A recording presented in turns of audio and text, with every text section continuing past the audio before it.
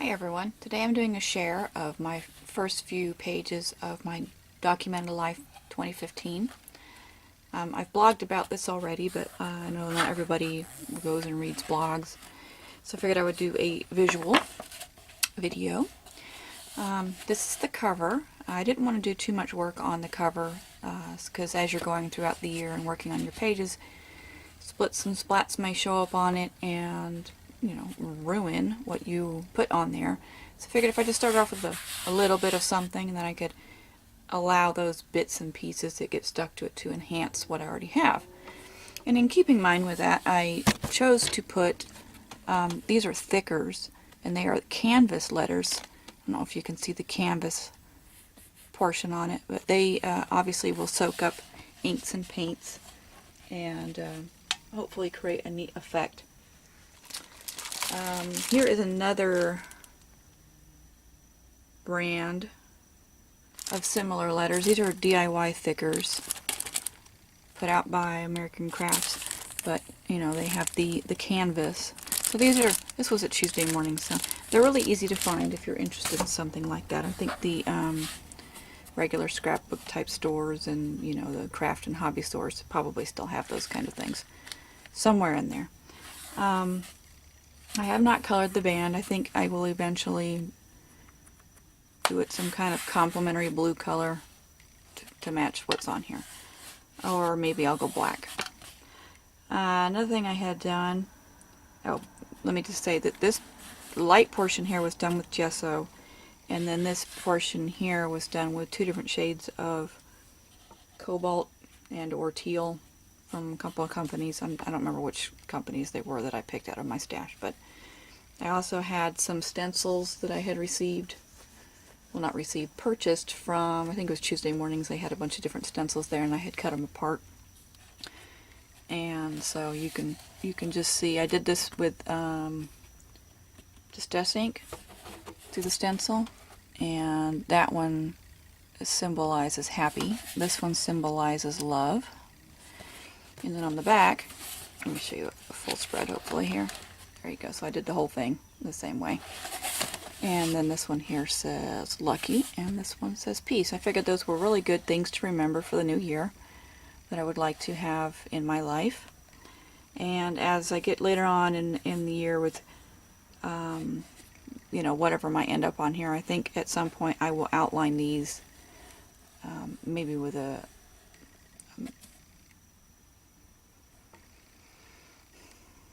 paint pen or maybe a Inktense pencil. I'm not sure yet, but just to make those pop more from here. It may be that as I go along and things end up on it, but they serve well to be kind of more in this background type element. So, and I have a binder clip up here in this kind of nice teal color because it matches really well and it holds my little baggie on the inside. Now I have not decorated the pocket. I'm not sure if I will. It might just be a project for later on. Here's my little tags. I'll show you this side. I felt like the circles needed to come out, so I got. Oh, let me backtrack. I did this using a sea sponge. Just kind of dabbed it on there. And because I enjoyed doing the sea sponge on that one, I continued on here and used that to put this first layer of gesso on. Then I went and found some stencils that I had, various circles. This was Punchinella. This is a metallic blue color. And if you can see this right here, this is glossy matte medium, or glossy medium, sorry, not matte medium. So it gives that nice shiny bit. There's some up there. There's a couple of other spots that have those circles. And then I also used a stencil here with some ink, and then or paint I think actually, and then I put it over and smashed it against the book to try and get some circles, and I did get this hint of stuff going on, which I thought was kind of fun. And of course I did the regular circles up here. And then after I got all that, I decided it needed some texture, so I found one of my really tiny circle type stencils and I used modeling paste through it. I got this nice rough texture going on here. And I was originally going to put my my word of the year somewhere in here, and then I decided no, I didn't want it. I will eventually cover this because this totally does not go with this color. I have gaffer's tape in black, so I think I will cut a chunk off and fix it on here where it covers the red. So these circles, I have a big circle punch. I don't remember what brand it is. And I had a few of these already punched out, and I decided I would use up some of my stash, so I punched out a few more. But they're just the scallop edged, and then I went through with some of my pens and gave them little decorative borders. Some are metallic. You know, here's a line, metallic line. Some little kind of arch shapes. Chalk pens were included.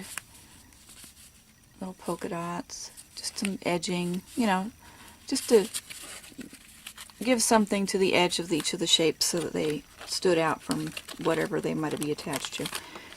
And this little binder clip keeps them nicely on the cover here so that I can find them.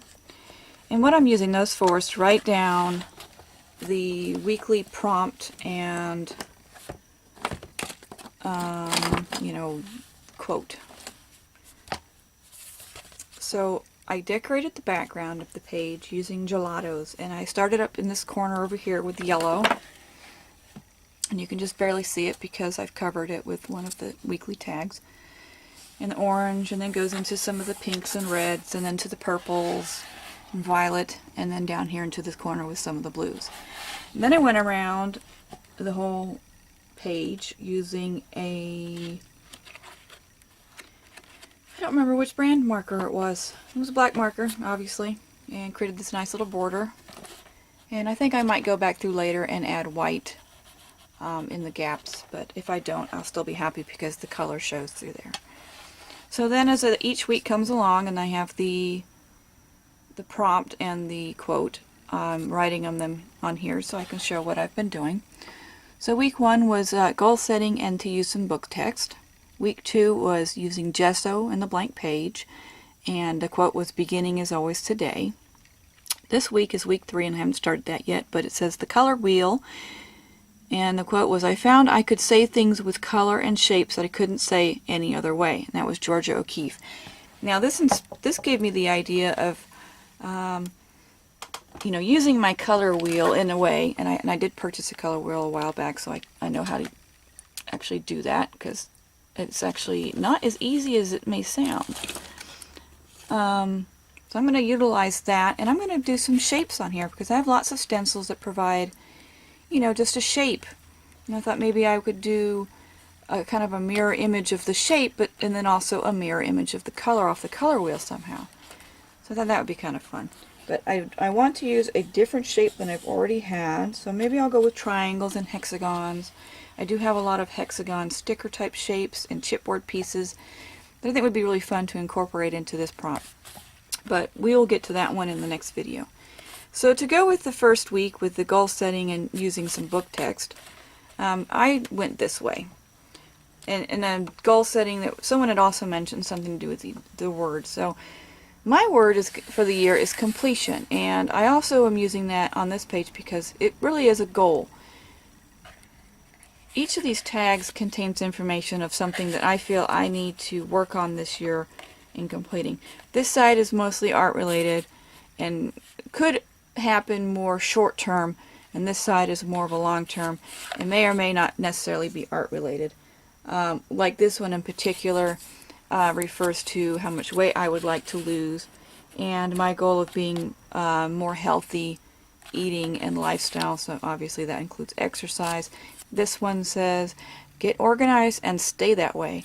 I have a lot of neat little ideas that I incorporate in my space to organize things, and I'm going to tilt up here a little bit. Hopefully you can see one of those. My light's kind of in the way. There, you can just barely make out. I have these little boxes here, and I've organized little elements into them. I have a couple different sizes of those. But that's only one aspect of my space that really could use some organization. Hopefully when I move to my new house, the summer, and we don't even have a house picked out yet. We have to wait a little while because it's still a little too early to do house hunting. But I'm hoping that my new house has a better space in it. This one is 10 by 10-ish, but 2 walls contain windows, and when I say windows, I mean 2 windows each.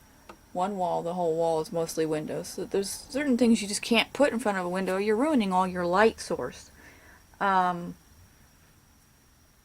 This desk that I use takes up the only portion of wall that is on this entire wall space here. The rest of it's all windows.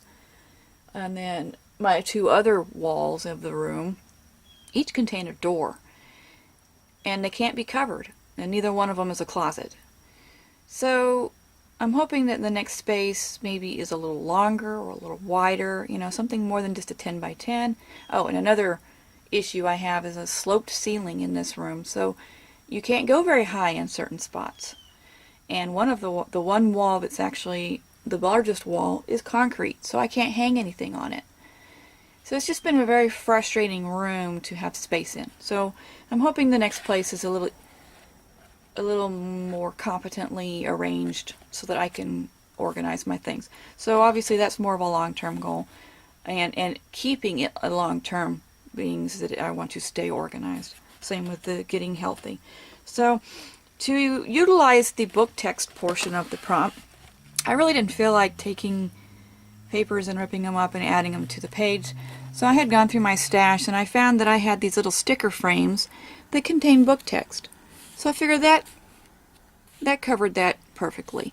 The little frames weren't obviously wide enough to allow for the ticket shipping tag to stay in there without falling out. So I used some of this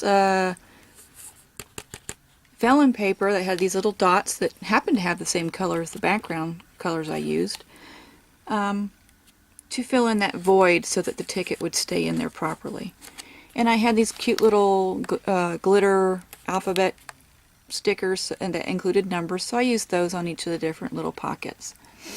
I added a bit of string at the top so you had something to grab a hold of and finish the tags off.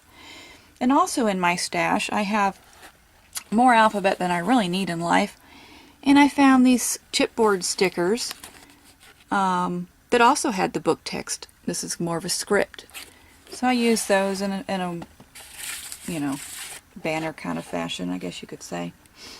And I had to glue those down using something other than the sticker adhesive because it just wasn't going to stay.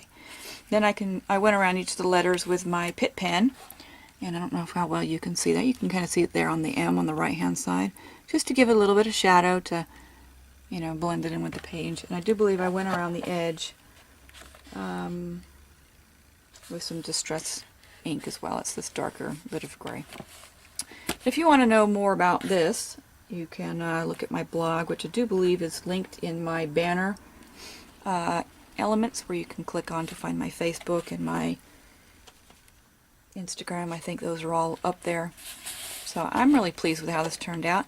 And it was very nice to have some feedback from the group, the Facebook group for the Documented Life Project, talking about what, you know, that they enjoyed the pages and they thought that my idea was cool.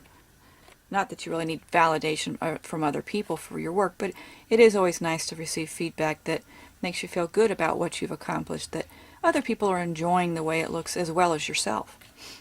Oh, and one last thing, this through the center here, this is masking tape. I am going through trying a couple different tapes in the centers. This just stops the ink and paints and whatever from going through this crack to the other portions of the book, you know, with some seepage. But I am trying different types of tape throughout the book to see which ones work the best, which stick the best, which hold up the best over time, that kind of thing. And I did not do that on every page. As you can see here, I did not use any kind of tape. So this one, like I said, is the masking tape. Alright, so week 2. Week 2 is gesso and the blank page. Beginning is always today was the quote. I didn't want to go with everyone else's quote, I guess I could say, because I noticed a lot of people were using the quote, and I wanted something a little different, something unique for myself. So I whipped out my book of quotations. I think it's Bartlett. Got it from some used bookstore. The book's like this thick. It's got tons of quotes in it. You can look up specific types of topic in the back and then look at all the offerings they have. So I looked up beginning, and I found this wonderful little quote from the Alice in Wonderland story by Lewis Carroll. Begin at the beginning and go on till you come to the end. Then stop. Well, yes, that's a perfect quote to go with how you do an art page. You start, you do your work, and you stop. Sometimes you have to remember when to stop and when it should be done, you know, instead of continuing on and maybe wrecking what you've done, or persevering through your issue and making it the best page you want it to be. So I don't know if it shows up very well on camera, but these are two different shades of orange in the background here. Let's get a little bit of a zoom in, maybe it'll show up better. And I just kind of splotched it on there and added a bit of water, tried to get this neat effect of, you know, varying shades of the orange in there. Of course, I started by putting gesso down on the page. I forgot to mention that. So I started with plain white gesso all over the page. Then after I did this bit of orange, I had left it a border of white. I thought I was going to do something different. And then after looking at it, I decided it needed some different type of border. So I went around the edge with black gesso. And just kind of brushed it on there in a fun little way. Didn't worry about it being perfectly straight or anything like that. And I found these flowers at the clearance section. I do believe it was Michael's, but I'm not quite sure. Might have been a different one. Now these are great little elements. They are done by Plaid Folk Art, and they are easy to paint rub-on patterns. So you get this huge sheet of patterns, and what you do, and it gives you instructions on how to paint, teaches you how to do these different effects to create lifelike flowers and things. But you cut these out, and this is the front. I don't know how you can see these. So you can just barely see that image there. Let's see, do I have a piece of white paper handy? Let's see if this helps. Here we go. So there we go. That's what's left of what I've rubbed on the paper. Now this works very similar to a rub-on, but it's more of a graphite pencil type. I can't say ink, but it seems pencil-ish. And the reason I say that is because I had shifted on accident and ended up with a double line, and I used my eraser and it made it go away. So because it comes off kind of irregularly, I'm keeping these because I think I might be able to get a second use from it. And if not, because it's done on this glassine paper, I might be able to collage it into something and still be able to use that flower element. So check, there's another type they had, which was more like daisy, different sizes and things and different leaves. So I'm going to be using those for a while. So I put those down. I used white and kind of a cream to try and get these flower elements. I do have a boo-boo here that I want to try and correct. I think it was from when I was rubbing the marker around. It kind of created a smudge that I think I can get rid of with a bit of water. Anyway, I do have these little, these came from some art set somewhere along the way, and there was quite a few of them. And because they're still liquid, I couldn't bear just to chuck them. So I've been finding ways to use them up. So there's two orange ones missing here. It's because I used them up on this page. And the cream and the white are actually empty as well. I just haven't cut them loose. So use those here. And then I didn't have any yellow left in that, so I got out one of my Liquitex, I think it was, yellows. Did the centers. And then I put some glitter on here, and then I covered the glitter with clear gesso, so I used 3 different types of gesso on this page.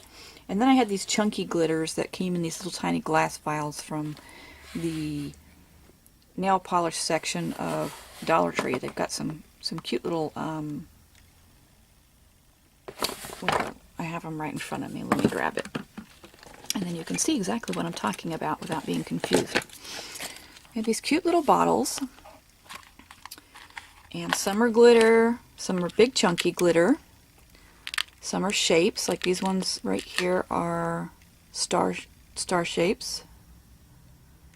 And then there's, these ones are hexagons, which is what I used on the flowers here. And hearts, and then they've got little tiny jars of just the seed beads without the holes, kind of. So lots of fun little decorative doodads. Here's little hexagons that are cut out in the centers as well.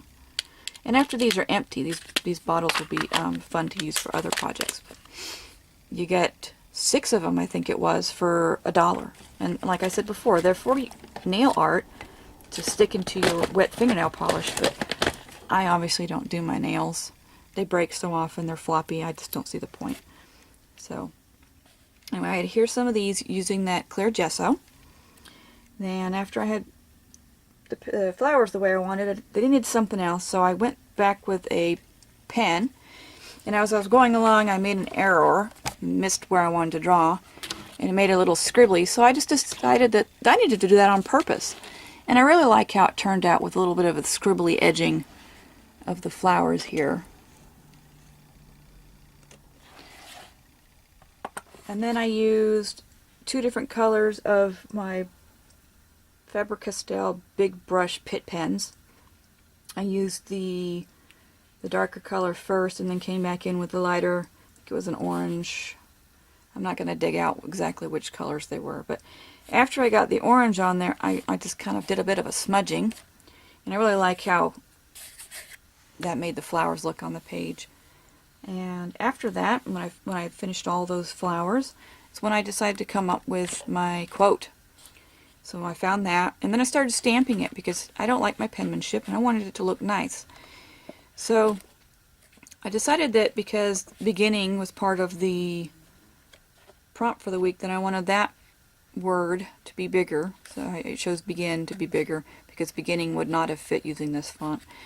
And then I went to the second word and stamped out the wrong word. I wrote on, begin on, which is not the quote. So I had to come up with a way of fixing that. And what I did was stamp the correct word on a piece of white paper. And when I put it to the page, I decided I really liked that. So I continued on using one of the words on white paper and then adding it to the page. And I've added these to the page using dimensional pop-up squares, you can see there. And I also edged the paper using, I do believe it was walnut stain distress ink, just to give it a little bit of dimension. And I put the date stamp down here in the corner for when I completed it. So I think this is really a fun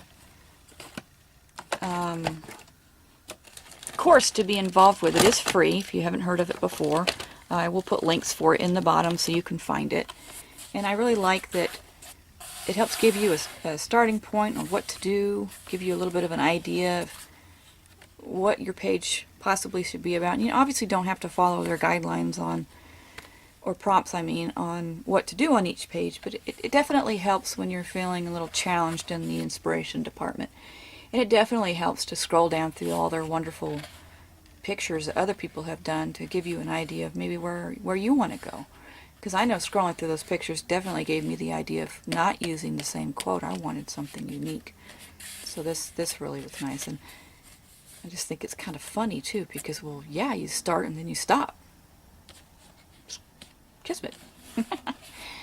So and I like that little bit of, glimmer we're getting off that. Just something different. And of course this is very textured because of the glitter that was on here before I put the clear gesso. It's actually raised up in this area.